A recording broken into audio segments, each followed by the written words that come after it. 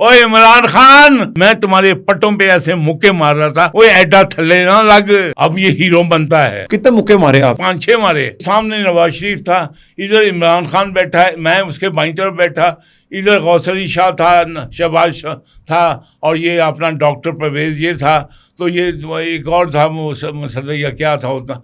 ये सारे उस वक्त ये मुझसे मांगे थे, जिन साहब वो जो आपने खत लिखा था परवेज मुशर्रफ को, वो दो हमें कॉपी। मैंने कहा मैं साथ तो नहीं लेके आया।